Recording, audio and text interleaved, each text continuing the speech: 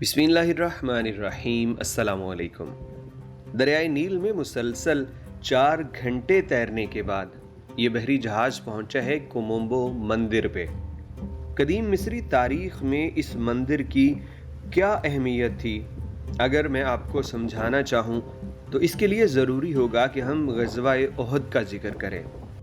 दीगर कई अहम बातों के अलावा ग़ज़वा-ए उहद से हमने ये सबक हासिल किया कि अहम दिफाई मकामात को बहुत ज़्यादा अहमियत हासिल है। जैसा कि रसूलुल्लाह सल्लल्लाहु अलैहि वसल्लम ने सहाबा को हुक्म दिया था कि पहाड़ की ये चोटी या ये दर्रा हरगिज़ नहीं छोड़ना। लड़ाई में जज्बा, ईमान और ताकत का होना अपनी जगह अहम है, लेकिन जोग्राफियाई अहमियत का इनकार भी मुमकिन नहीं है।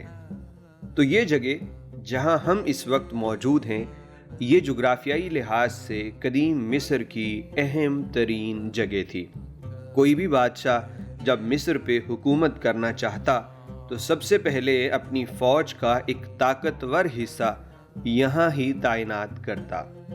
इसकी सबसे अहम वजह ये थी कि इस मकाम से उन तमाम तिजारती काफ़िलों पे नज़र रखी जा सकती थी जो मिस्र से न्यूबिया की जानिब या न्यूबिया से मिस्र की जानिब सफ़र करते। और ये सिर्फ दिफाई एतबार से ही नहीं बल्कि मजहबी एतबार से भी बहुत ही अहम मकाम है। इसलिए हम यहाँ पे रुके हैं कोमोम्बो माबद खाने को विज़िट करने के लिए। सारी जगहों पे गए, लेकिन जितना इस्तकबाल अच्छा यहाँ पे उन्होंने किया कहीं नहीं था। वो पूछ रहे कहाँ से आए, पाकिस्तान। फिर पूछा मुस्लिम, मैंने कहा जी। और फिर बहुत आहलम व सहलम, मतलब मैं क्या उठ के चाय देना पूछ लो, भी चाय पियोगी, तो बड़ा अच्छा लगा। शायद ये मेरा ख्याल टेंपल है, तो यहाँ पे मुस्लिम कम आते हैं तो इसलिए वो हैरान होते हैं शायद। लेकिन ये भी बड़ी शानदार जगह है। ये रेनोवेट हुई लग रही है, लेकिन इसको छोटा छोटा करके वो दूसरी जगहों पे मुंतकिल कर देते हैं। जैसे वो हम फिलाई टेंपल गए थे ना, तो ठीक वैसा ही करते हैं कि हर जगह बस उसको बचाने के लिए ऊंची जगह पे शिफ्ट कर देते हैं। तो ये माशाल्लाह अल्लाह की कुदरत। आप कहेंगे टेंपल पे अब माशाल्लाह क्यों कह रहे हो, तो है तो मेरे रब की मलकियत। ये दुनिया सारी की सारी, चाहे कोई उसे मानता है या नहीं मानता, तो तब भी वो उसी की मलकियत है। इस सब कुछ से उसी की तारीफ़ झलकती है जिसने इंसान को ये दिमाग, हौसला और इतनी ताकत दी कि वो ये सब बना सके। आमतौर पे किसी मंदिर का एक ही रास्ता हुआ करता है, लेकिन ये वाहिद मंदिर है जिसके न सिर्फ 2 रास्ते हैं बल्कि 2 अलहदा हिस्से भी हैं। वो इसलिए कि यहाँ पे 2 खुदाओं की बैक वक्त इबादत की जाती थी। एक था हॉरिस, जिसे गॉड ऑफ फाल्कन का नाम दिया जाता है, और दूसरा था शोबेक, जिसे गॉड ऑफ क्रोकोडाइल यानी मगरमच्छों का खुदा कहा जाता था। मुझे यहाँ पे इस बात का बड़ा अजीब सा एहसास होता रहा कि ये कैसे लोग थे, एक ही वक्त में 2 खुदाओं की इबादत आखिर कैसे कर लेते। ये कैसे मुमकिन है कि 2 खुदा हों, क्योंकि खुदा तो वही है जिसकी ताकत सबसे ज़्यादा है, और अगर कोई और उस जैसा है तो फिर वो खुदा नहीं है।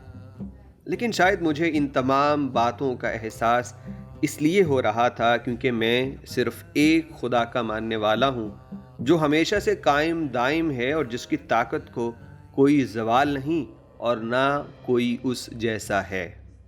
इस मंदिर के अहाते से हज़ारों साल पुरानी मगरमच्छों की मम्मीज़ भी दरियाफ्त हुई हैं, जो पास ही एक म्यूज़ियम में सयाहों के लिए रखी हुई हैं। यहाँ पे सोबेक यानी मगरमच्छों के खुदा की परस्तिश शुरू होने की कहानी बड़ी ही दिलचस्प है। ये जगह जहाँ पे हमारा जहाज़ रुका है, ये दरिया का एक बहुत अहम और बड़ा मोड़ है, जिसकी वजह से ये जगह कुछ ऐसी बन गई कि मगरमच्छों के रहने के लिए माहौल बड़ा ही साजगार बन गया। मगरमच्छों के यहाँ आबाद होने और उनकी नस्ल बढ़ने से यहाँ के लोगों को बड़ी तकलीफ़ का सामना करना पड़ा। वो जब भी दरियाए नील से गुज़रने लगते तो मगरमच्छों का शिकार होते। پھر آخرکار انہوں نے مگرمچھوں کی عبادت شروع کر دی اور ان کا ماننا یہ تھا کہ اگر ہم ان کی عبادت کریں گے تو یہ ہمیں نقصان نہیں پہنچائیں گے۔ 300 سال قبل مسیح بنے ہوئے اس مندر کی بناوٹ آپ کو رومن طرز کا احساس دلاتی ہے، کیونکہ یہ گریکو رومن دور میں ہی بنایا گیا تھا۔ یہ نہ صرف ایک عبادت گاہ تھی بلکہ یہ ایک دواخانہ یا ہسپتال بھی تھا۔ یہاں لوگوں کا مختلف طریقوں سے علاج کیا جاتا۔ اس مندر کی کھدائی کے دوران قبل مسیح استعمال ہونے والے آپریشن کے آلات بھی ملے، اور اس کی دیواروں پہ طب سے ریلیٹڈ بہت سی تصویریں اور نشانات موجود ہیں، اور بعض تصویریں تو ایسی ہیں جن کے اندر جسمانی قوت یا مردانہ طاقت کا علاج کیا جا رہا ہے۔ شاید وہ تصویریں یہاں دکھانا مناسب نہ ہوں گی کیونکہ وہ اتنے کھلے انداز میں تمام باتیں کی گئی ہیں۔ تو ان تصویروں کو دیکھ کے ایک بات میرے ذہن میں آئی کہ آج انسان جو سوچتا ہے کہ ساری بیماریاں اور کمزوریاں آج ہی کے انسان کے اندر ہے، تو یہ غلط ہے، کیونکہ آپ 200-300 سال پیچھے نہیں بلکہ اسلام سے بھی کئی سو سال پہلے اگر آپ چلے جائیں تو یہ تصاویر تب کی بنی ہیں، اور ان تصاویر کے اندر اگر کوئی مردانہ قوت کا علاج کر رہا ہے، مردانہ کمزوری کا ذکر ہو رہا ہے، تو یہ واضح کرتا ہے کہ یہ بیماریاں اور یہ مسائل انسان کے ساتھ بہت پہلے سے تھیں۔ صرف آج کا انسان ہی ان بیماریوں کا شکار نہیں، بلکہ آج کے انسان کے پاس تو ایسی دوائیاں ہیں جو بہت سی بیماریاں جو لا علاج تھی، جن کا کوئی حل نہیں تھا، اس انسان نے ان کا حل بھی دریافت کر لیا اور اپنے آپ کو ان بیماریوں سے چھٹکارا بھی دلا دیا۔ یہ بات الگ ہے کہ نئی طرح کی بیماریاں بھی آج ہم پہ وارد ہو رہی ہیں۔ اس جگہ پہ رکنے کے لیے ہمارے پاس صرف 2 گھنٹے تھے، اور اس مندر کو اور اس سے ملحقہ علاقوں بازاروں کو دیکھتے ہوئے 2 گھنٹے کیسے گزر گئے پتہ ہی نہ چلا۔